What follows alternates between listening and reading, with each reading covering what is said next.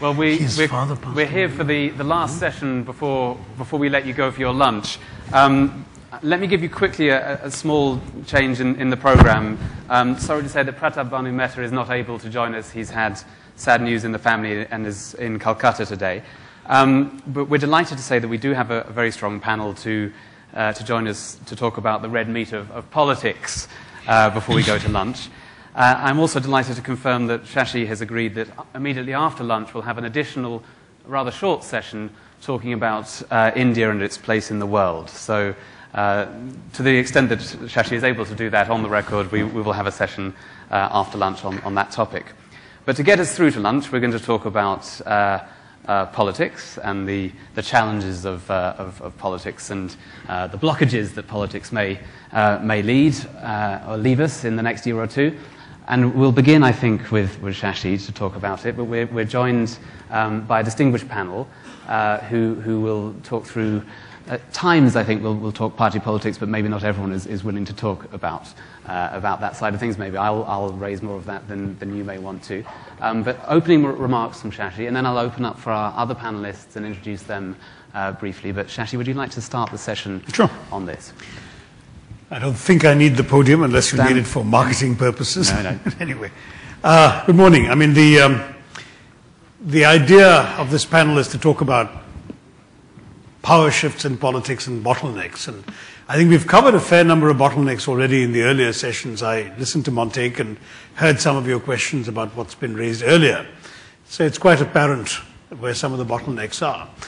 I'd rather start with a challenge, which is actually not explicitly a political challenge, but in fact has tremendous political implications and resonance. And that is our demography. We are the youngest country of any size in the world. We have 560 million people under the age of 25.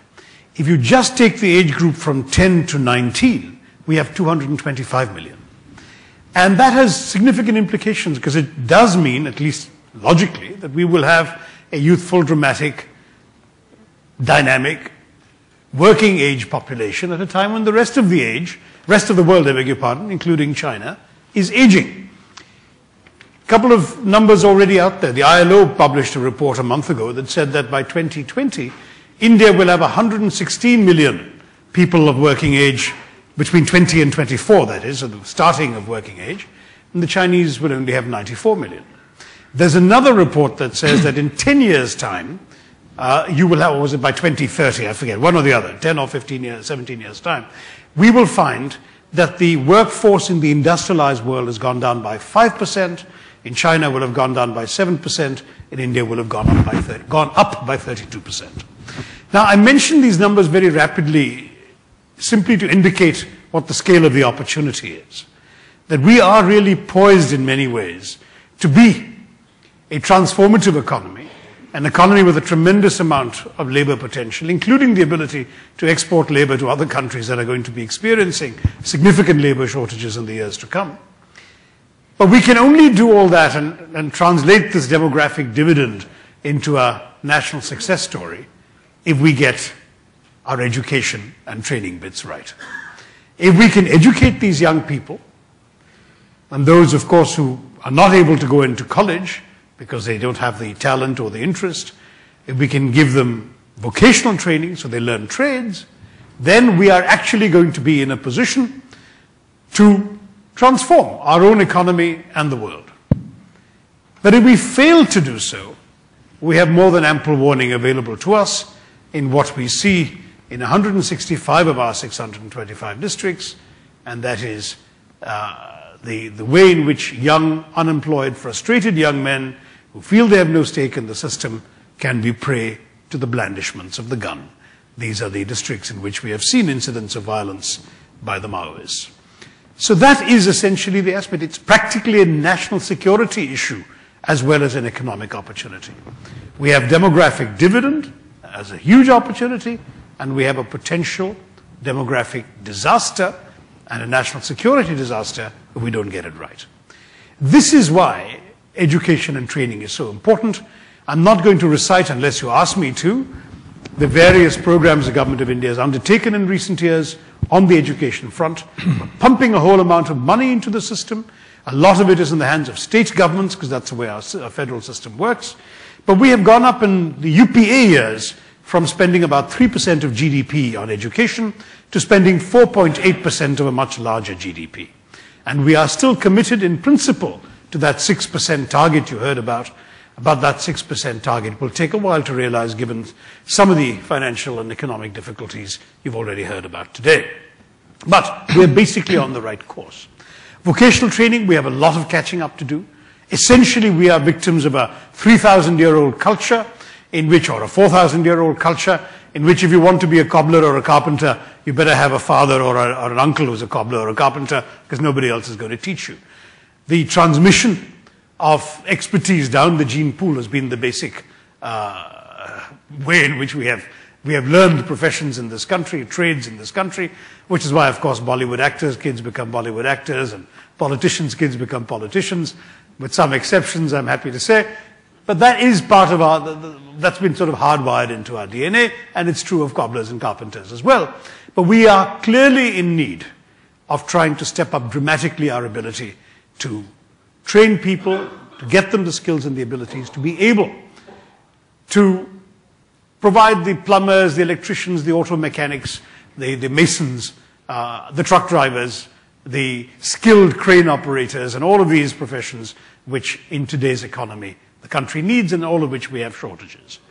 Shortages amongst a population of 1.2 billion people. So that is the scale of the challenge. In fact, on this one, as you may be aware, the Prime Minister has appointed a skill development advisor in the shape of the former chairman of TCS, Mr. Ramadurai.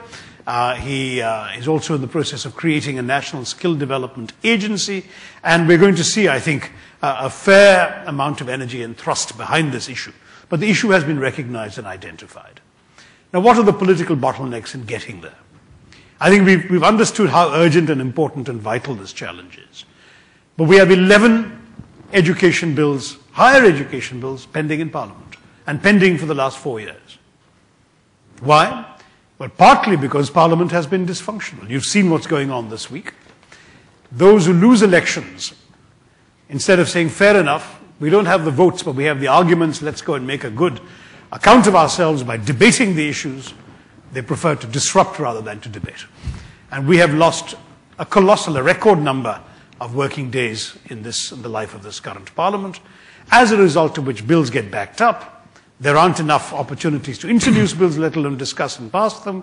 You have every ministry in the same situation, so there's a scramble before every session by each ministry to get its bills listed. So, for example, in the current session, even though nothing has been debated, only 3 of our 11 long pending bills are even listed for discussion, because there isn't time to actually get the other ones up there.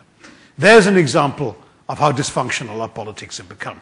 There are others, well, going beyond education, to do with the nature of our federal system.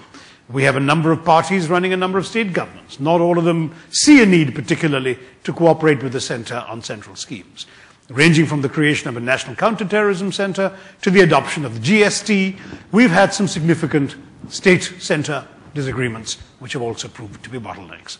And of course, we have a number of entrenched vested interests, and certainly in the education front, there is no doubt that there are politicians in both the state assemblies and the central parliament who don't particularly want to see reform and change, don't want to see, for example, the foreign education providers bill coming in, don't want to see new requirements on accreditation and another pending bill, don't want to see the unfair educational practices bill passing, which will punish them for capitation fees and other such malpractices. All of these things because they themselves own educational institutions. And that too becomes a significant challenge in our politics. So the prevalence of vested interests, the nature and functioning of our parliamentary democracy, and of course the differences in our federal system are amongst the challenges we all face. I haven't checked, Adam, whether I'm nearing my 10-minute mark, but I don't want to elaborate in very great detail because I think that's what the discussion's for, and you all have an opportunity to chip in. But I just took one example of an overriding national priority which has economic implications and national security implications. And I've told you how difficult it is to get anything done because everything we do in education requires legislation. Montague gave examples of things where you can simply make policy changes or changes that can be done by administrative fiat. What we can do in that area, we're doing. But as long as we are saddled with the parliamentary system we need a parliament that functions. We need an opposition that doesn't see politics as a zero-sum game. We need debate, discussion, voting, and passage of legislation so we can get things done. And that isn't happening these days in the one domain I've suggested, but also right across the board in many other domains. There we have a political bottleneck. And I fear that as long as our country doesn't develop a less confrontational, non-zero-sum version of political engagement and political contention, that our opportunities to do the right thing once we've already identified what we want to do are going to be severely restricted. And this is why the need for educated politicians with a national vision to be elected and to have an opportunity to exercise authority and power in our country is so important. I'll stop there because I'm sure that there's a lot more we can say together. Thank you very much. Before I do hand on, I want to just to pick up on your thought there and why are parliamentarians not responding? Why are the lawmakers not motivated to do the reforms that you referred to or to implement the policies that have already been discussed? Is it because of a lack of accountability? Is it because the Indian voter until now hasn't been judging its politicians on their performance? It's been responding to caste identity or to religious identity, a different form of politics. Do you, as an MP who you meet your constituents, I think you're flying to your constituency tonight, do you feel the Indian voter is changing? There is a different sort of Indian voter emerging? Yes, we are changing, but no, we're not changing fast enough or in large enough numbers to be decisive. There is a frightening lack of realism about our political contention in Parliament, and to me one of the shocks has been seeing why people take so much of trouble and go to so much expense to get elected to a body that they don't want to actually see functioning effectively. It's something that I don't understand, and part of the problem lies, frankly, in the roots of the very nature of the parliamentary system. Because you've left us with a system, our founding fathers, of course, adopted it, so we take the blame ourselves, in which you actually seek election to the legislature, not in order to legislate, but in order to form the executive. And this peculiar perversion has created a breed of legislators who are really uninterested and unqualified to legislate, but who have sought election in the hope of being able to form part of the executive. And if they can't, they feel they have no stake in the institution they've been elected to, and they would much rather use it as a stage to manifest the intensity of their emotions. I actually had somebody telling me, when I said, why have you violated every single canon we were all told we're not allowed to violate when we first became MPs, by marching into the well and shouting slogans and waving placards and creating such a hullabaloo that the House has to be adjourned? And the answer was, this is how we demonstrate to the nation the intensity of our feelings about this issue. I said, aren't you supposed to do that by debating? Aren't you supposed to do that by raising your concerns in a forum that you can actually get an answer? They are, for example, destroying systematically every day question hour, which is the one thing that they can actually use to hold ministers accountable, where they can pin ministers to the floor if they are not satisfactorily answered on issues. And they're giving up that parliamentary tool in order to have a few seconds on television shouting and declaiming and preventing things from working. It's something that I find incomprehensible, maybe because I'm still too new in the ways of Indian politics. Thank you very much. Well, it's a great moment to hand on to our two other panelists. Aaron, Myra, could I ask you from your perspective, both in the Planning Commission, but also your thoughts more generally on how transformation is possible in India, to pick up from there and give us your initial thoughts on the Thank you very much. I was worrying that we were going to get focused on a very narrow part of the whole system, which is politicians and political parties and what happens in Parliament and the voting system. The subject was power shifts and bottlenecks, and politics is about power not only in the elected politicians but in the economy and the society generally, and bottlenecks. 20 years ago, when India reformed economically, it opened up to the world, Gurcharan Das wrote a book, India Unbound, and V.S. Naipaul wrote a book, India, A Million Mutinies Now, expressing the energy that was now visible all over the system. If two authors, maybe the same two authors, were to write books today, one of them would write a book, India, A Million Bottlenecks Now, and the other would say, India bound by red tape and contention, in the Parliament, of course, but in many other places. So there's been a shift in the structure of the economy and in the politics of the country. in the last 20 years, and our institutional capabilities haven't kept up with what is now required. What are these shifts? Okay? And actually, it leads me to say the question that was asked to Montague, is the Planning Commission relevant? In fact, I was asked by the Prime Minister when I joined the Planning Commission in Montague to go ask 20 thoughtful people, majority of whom were in the private sector, very eminent persons and many in the government, is the Planning Commission relevant? And they all said no. So same question, I said, okay, let's forget about the Planning Commission, let's talk about what's on your mind. And these people are people who are running their own businesses now. They weren't able to with that freedom 20 years ago. And the people who are managing the economy, retired from the Reserve Bank, wanting to help a more open system.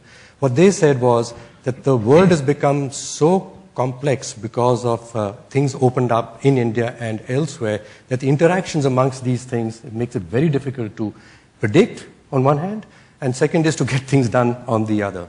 So what would you like in your business so that if we could all work together, the states with the center, the states among themselves, the private sector amongst itself, with the civil society and with the government, this whole flotilla of independent powers now, both economically as well as politically, and going with the federal structure, could work like independent boats which are going in the same way at least, it would help. And what can help to do that? And it was, I think, Mr. Tata, who is the pilot, who said, what we need is a radar. We all fly our own planes. But someone needs to provide us a radar of the forces that are shaping the system, where the threats are and where the opportunities are.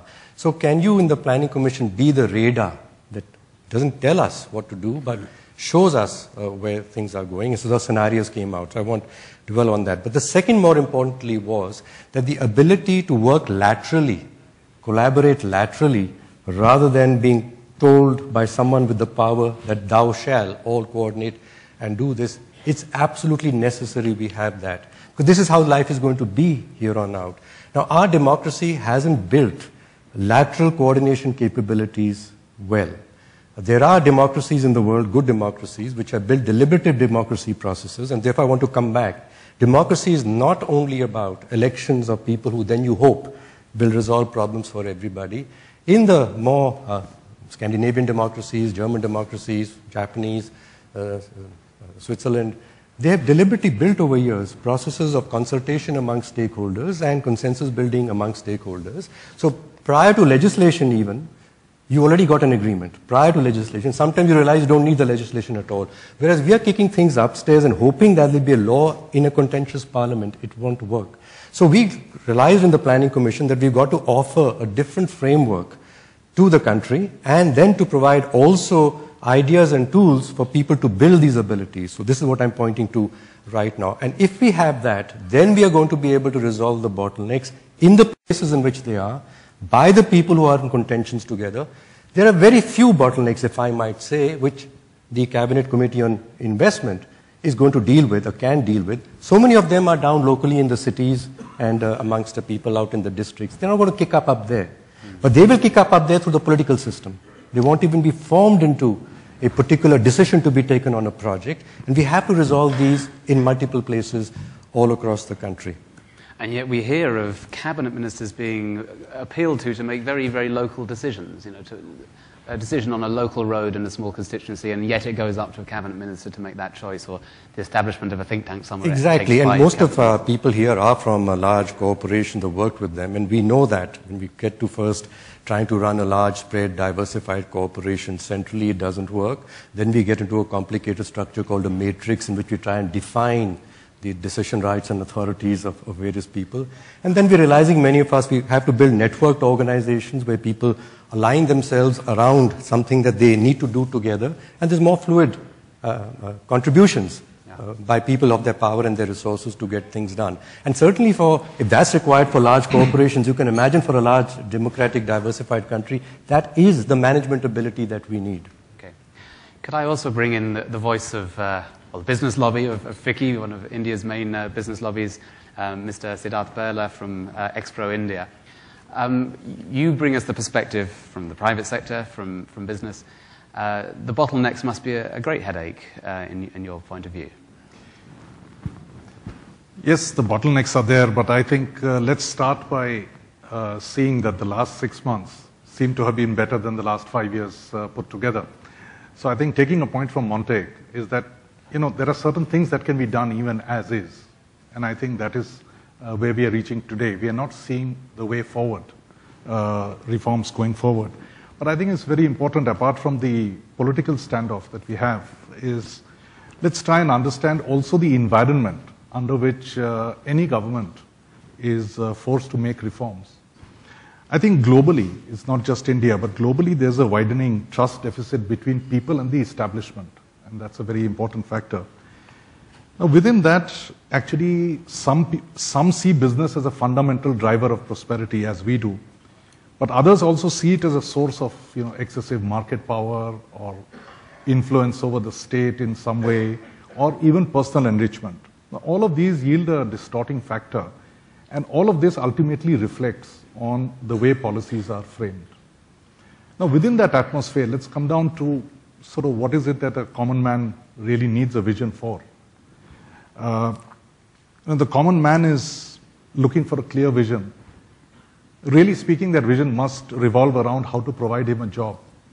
And I think everybody understands that a handout or a subsidy is not the equivalent of a job.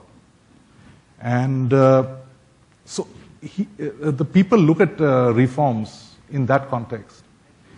Reforms perhaps are either an overused word now, because to the ordinary mind, reform has started meaning some kind of pain. Reform means petrol price has gone up, diesel price has gone up, this happened, inflation happened, no matter what we explain. But the mental association is one with pain. So maybe we need far more communication, wide communication of reform, or maybe we can, Gorbachev used glasnost and perestroika in order to stop using the word reform. And I think we need to convey a full and positive meaning of reform before any of these are going to have any meaning. Otherwise, we will sit and discuss this. Policies will not get made, and policies cannot be made in a vacuum. So, okay, great. Well, one question I would put before we open for our interactive session is: we're a year away at most from a general election. The finance minister this morning said definitely a year. He talked about 13 months away. But very much we'll have in our mind in the next year a series of state elections and then the campaigning for the general election. And I know that on our panel we may not want to talk about particular parties or particular individuals, but I wonder whether you feel the next election, the national election, will be contested on the question of economic management, in the sense that on the one side, perhaps the BJP side, we have an argument that says invest in infrastructure, follow the model of our successful state in Gujarat, we will deliver development, and with that will come jobs. And there will be a certain constituency out there that will believe that's a great future for India. There is a part of Congress, perhaps not the whole part of Congress, but there is a part of Congress that promotes the idea of inclusive, well, all of Congress talks of inclusive growth, but the welfare argument, that we will spread welfare, we will bring in much greater inclusion in the growth story of India. Is the next election a debate between these two different visions of how India's economy can be managed, or is it not? Is it not about policy? Does it go back to the question I put to Shashi a little earlier? Does it go back to old-fashioned forms of politics in the end? Is it really about caste, identity, religion, block votes, vote banks? And does that therefore matter for how politicians will behave in the next year if they don't believe the next election is actually about a judgment on economic management? There's no great system of accountability. Even if growth falls, so what? Voters won't punish them for it. So given the restrictions that you may have on talking about party politics, I wonder if, well, Shashi, maybe you'd like to start off. Yeah, and I actually do feel, and I've written this a decade ago, that we are moving, perhaps gradually, from a politics of identity to a politics of performance. I mean, obviously, there are many poster children for this, and Mr. Nitish Kumar in Bihar is a very good example of that, where he supplanted a series of election victors for whom identity was the trump card, with an identification of specific problems that had not been addressed, as he saw it. I've forgotten, it wasn't Roti Kapda aur Makan, it was Sadak, Pani, Bijli, I think it was. And then managed not only to win on that message, but then to get re-elected by saying, I've delivered what I told you I would. Now that's the sort of thing, I think, increasingly, that our more educated and more urbanized voters are demanding. Are they yet a majority, or is the majority still consisting of people who will think in other terms? Each election is going to give us the answer to that. I do believe that performance is more and more important, and as the incumbent government, we will run on performance. We will say this is what we've done for you. Certainly in the last 9 years of UPA, there have been a number of new initiatives, from the RTI to the Mahatma Gandhi National Rural Employment Guarantee Scheme, all of which have had a profound impact on the way in which people live, what they get out of the system, and frankly, how politics therefore is played. And we'd be silly not to run on those things. Others may indeed prefer to argue a case for what they could do that hasn't been done yet or whatever, and that's their job as opposition to try and do that. But we will run on our performance, yes. I think I find it very safe to answer this question. It's not going to be only about economics. Yeah. And what do you mean by economics when you say inclusion?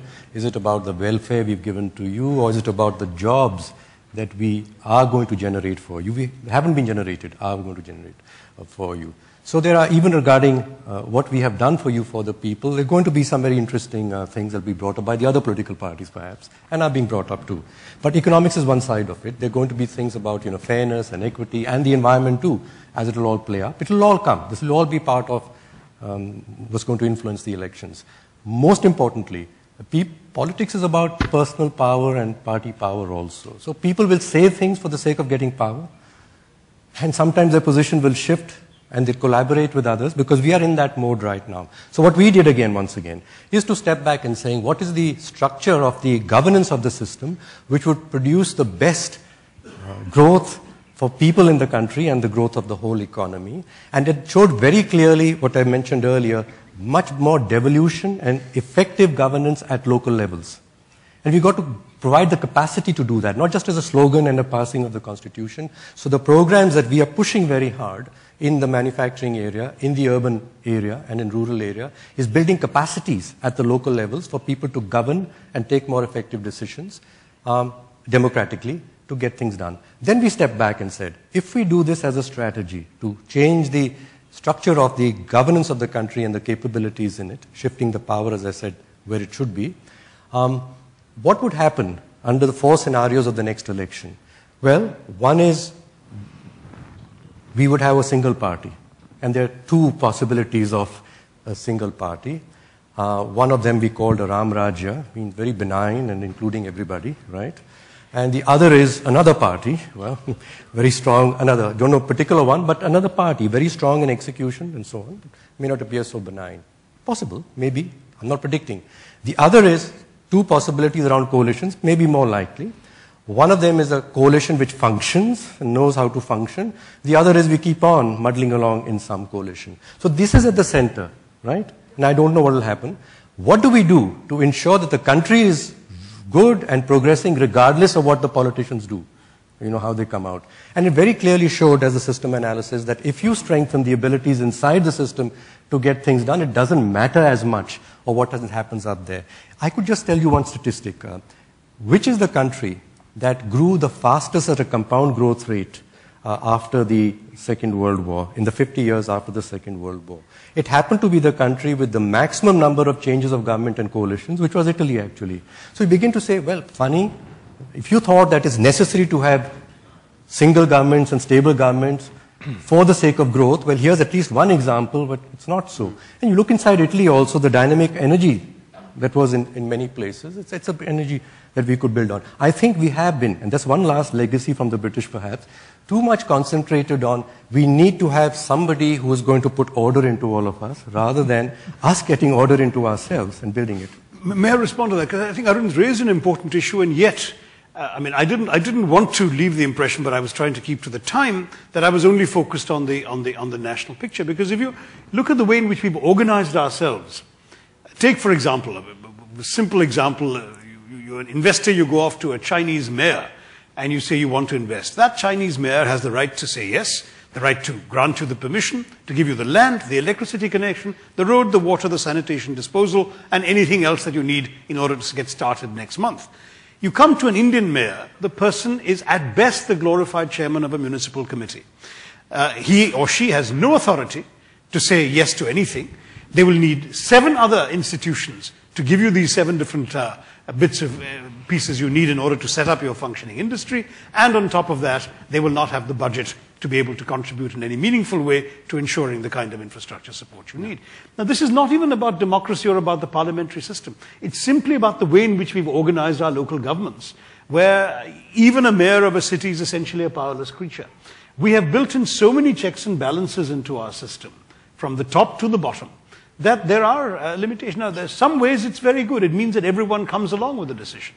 A village panchayat agreeing to something essentially then transcends political and other divides. But until that agreement has been brought about, it's so much more difficult than it needs to be if you're focused on growth, outcome, and performance.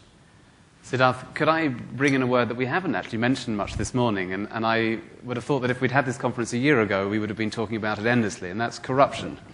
One of the problems with the scandals we've had in the last year or two, and that's dominated the news, and indeed the fight against corruption, is the uncertainty that it's brought, and that, to some extent, is the explanation for why we've had lack of implementation in the civil service. We've had all sorts of paralysis, it is said, in government. From your point of view, do you see the uncertainty over corruption as explaining part of the slowdown in India and something that will linger for some time to come? I don't think it accounts for a slowdown, but I think I already, in my own way, covered by a trust deficit, exactly the point you're making.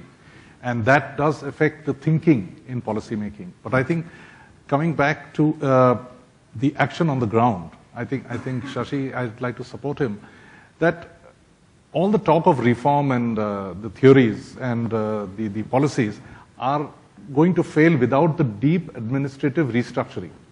Now, whether that makes decision-making, how to increase center-state cooperation, because much of the decisions are in the policy decisions taken in the center, but the business decisions actually happen at the state level. There is a gap between the two. How are we going to take decisions? Because I think we are precisely there. So the corruption is one element which has gone into the thinking. Corruption is talked about. It's seen in daily walks of life, going upwards, touching the lowest person. But I think let's link it to the aspirations of society. I think very different from about 10 years ago. I think the aspirations of a large section of a society is they would rather earn than be indulged. Okay. The flip side of the coin is that if you think that indulgence is going to create a good society, then we are sunk anyway, because then everybody will want indulgence. Everyone will want an easy way out. But I think the real aspirations of society, down to the last person, is to earn rather than be indulged. And that is very important. Development agenda will drive politics in the future, that is for sure, as it already is at this point of time. But I think it's not just economic development, because ultimately the people will see that just giving a mandate is not enough. That power has to be exercised wisely, and he must get something. His life must be better, because if you really just go back to again what Montek said, that poverty is going down, the hard numbers will show that the poverty is going down, which means incomes are going up, more people are coming up. But if you really ask people, are they satisfied with the life they have? And perhaps the answer would be no, because I think it's I come from Bengal at the cost of being politically wrong.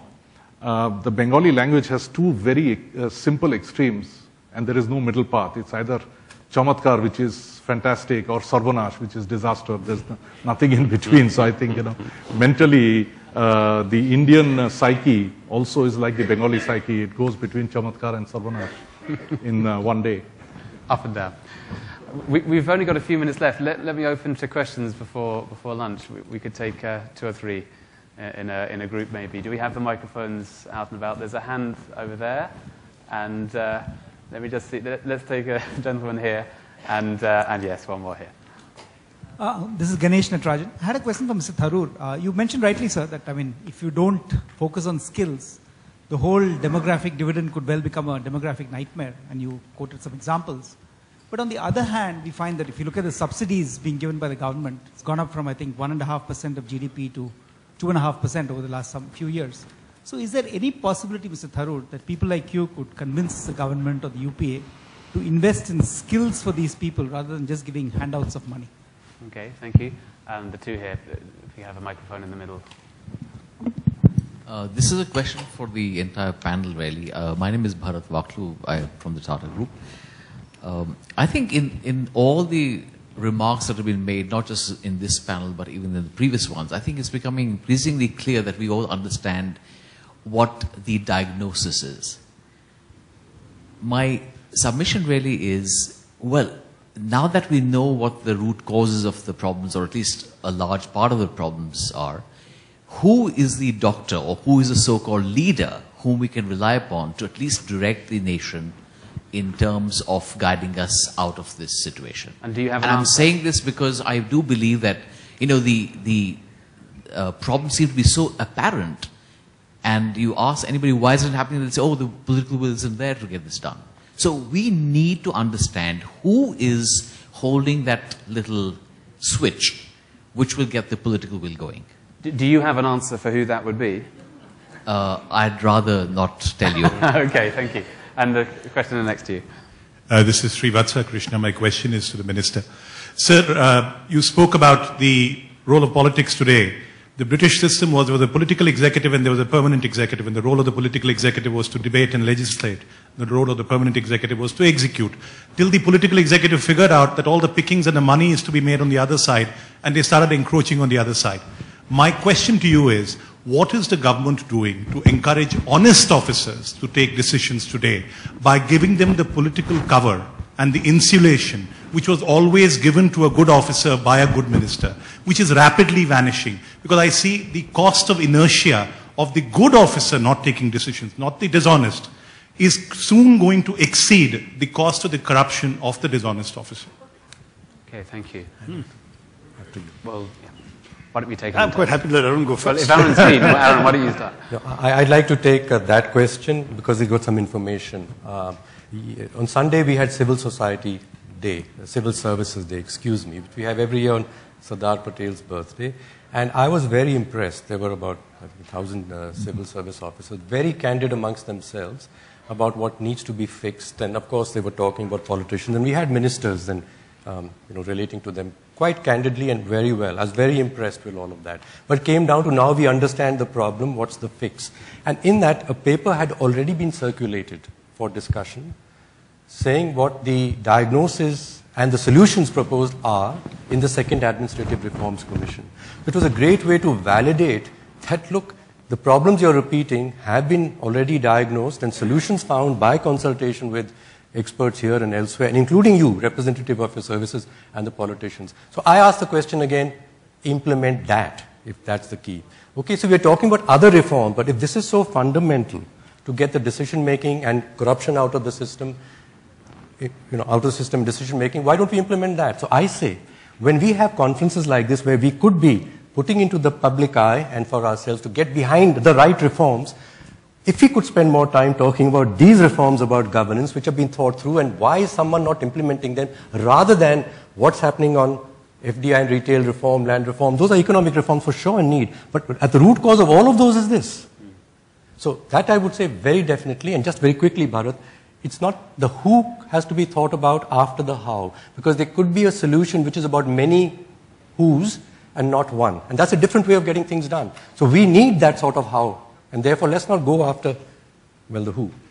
Let me quickly give Siddharth a chance, and then Shashi can wrap up the session. Sorry. If I can respond to what Srivatsa asked, I think we need a lot more maturity in our entire system. Whether it's the media, whether it's the average citizenry, whether it's any decision in hindsight can look very different from the time it was taken. So let's look at the good decisions which might have gone wrong, and therefore it's a very important thing that sometimes good decisions go bad, and sometimes bad decisions also have good outcomes.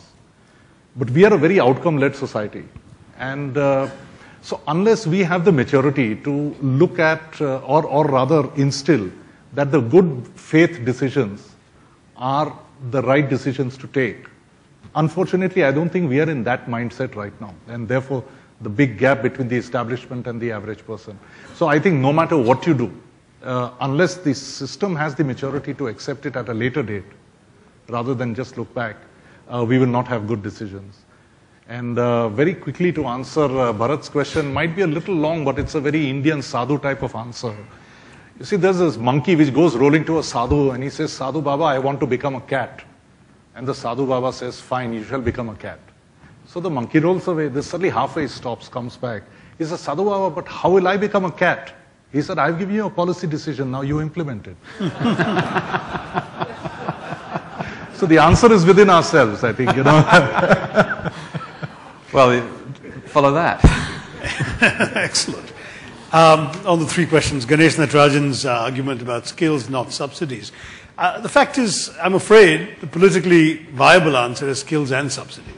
We are putting in a lot of effort into skill development. I mentioned the efforts that are being led by Mr. Ramadurai, and of course we are now doing it across the board. For example, there is a pilot project now to actually get vocational training into high schools. So we can actually offer 360 hours of vocational training. We're doing it in 3 states as an experiment. If we get it to work, we can expand it further.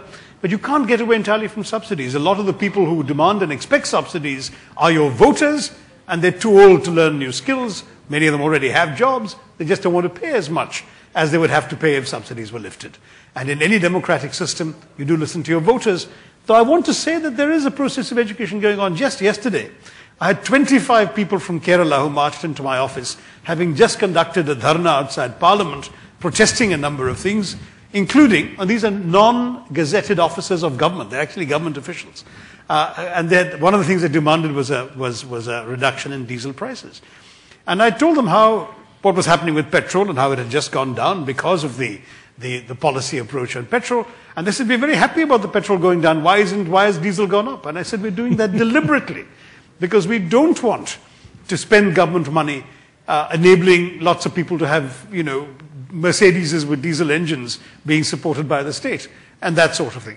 And I must say they listened, and some of them, I hope, went away a little more convinced that just reflexively objecting to the removal or lifting of subsidies, however much they might in their own pocket feel slightly hurt by it, in fact, in the larger interest of our economy, it still had to be done. Bharat Vaklu, yes, we understand the diagnosis and what's the prescription going to be. I did say what's the prescription and not who. As Arun pointed out, I don't think the answer lies in a single who. The answer lies in methods, including some of the structural changes I hinted at that are needed, which may or may not easily happen. Every change requires political will, but it also requires a series of arrangements to work effectively. And I would say that as far as the prescription is concerned, we've never had a shortage of ideas in this country. The shortage has always been in implementation. And if we can get those things to happen, things will change. It's too long an answer to go into as to how we can make it easier to implement things effectively and remove all these bottlenecks, but amongst other things would involve both administrative action and structural change. Thank you and very finally, much. Srivatsa Krishna's point about the honest officers, I just want to echo Arun's answer. We actually have the reforms. I was going to talk about the 9 volumes of the Administrative Reforms Commission report of Mr. Moily. I think we can start implementing some of those. We have started implementing some, but some of those that target your issue, you will be a happier IAS officer. Thank you. It's a dangerous thing to keep people from their lunch. So I think we should wrap up there. Thank you very much.